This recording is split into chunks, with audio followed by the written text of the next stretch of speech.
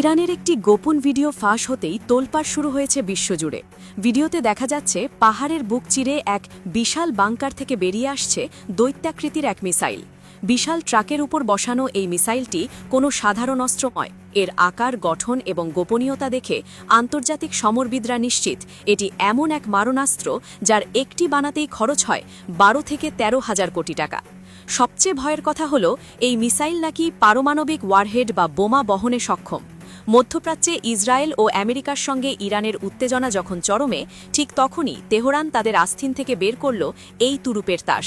সম্প্রতি ইরানের আকাশে এমন কিছু মিসাইল উড়তে দেখা গেছে যা বারবার গতিপথ বদলাচ্ছে এবং দেখতে অনেকটা মহাকাশগামী রকেটের মতো।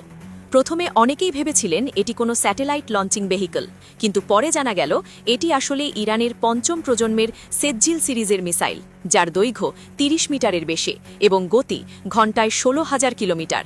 কিন্তু ভাইরাল ভিডিওতে দেখা মিসাইলটি সেজ্জিল নয়, এটি সম্পূর্ণ অচেনা এক দানব। ইরানের আইআরজিসি জেনারেল ইব্রাহিম জাব্বারি এক রহস্যময় হাসি দিয়ে বলেছেন, আমরা এখনও পর্যন্ত যা ব্যবহার করেছি তা কেবল দ্বিতীয় প্রজন্মের বা 2G মিসাইল। আমাদের ভাণ্ডারে তৃতীয়, চতুর্থ, পঞ্চম এমনকি ষষ্ঠ প্রজন্মের মিসাইলও এখনও মজুদ আছে, যা বিশ্ববাসী আগে কখনো দেখেনি। তার এই কথায় পরিষ্কার, ইরান এমন কিছু লুকিয়ে রেখেছে যা যুদ্ধের মোড় ঘুরিয়ে দিতে পারে। গোয়েন্দা সূত্র বলছে, ইরান সম্ভবত তাদের পঞ্চম প্রজন্মের খেইবার মিসাইলেরও সফল পরীক্ষা চালিয়েছে। এটি ঘণ্টায় 19,500 কিলোমিটার বেগে উড়ে গিয়ে 3,000 কিলোমিটার দূরের লক্ষ্যবস্তু গুড়িয়ে দিতে পারে।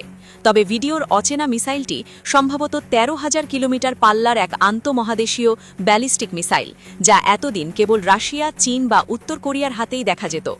এর ইঞ্জিন ক্ষমতা এবং জ্বালানির ধরন দেখে মনে হচ্ছে এটি একবার আকাশে উঠলে পৃথিবীর যে কোনো প্রান্তে আঘাত হানতে পারবে। আরও ভয়ের বিষয় হল, এটি হয়তো মাল্টিহেড বা MIRV প্রযুক্তি ব্যবহার করা হয়েছে, অর্থাৎ একটি মিসাইল আকাশে উঠে মহাকাশে গিয়ে কয়েক ভাগে ভাগ হয়ে আলাদা আলাদা শহরে আঘাত হানবে। এমন প্রযুক্তি বিশ্বের হাতে গোনা কয়েকটি দেশেরই আছে।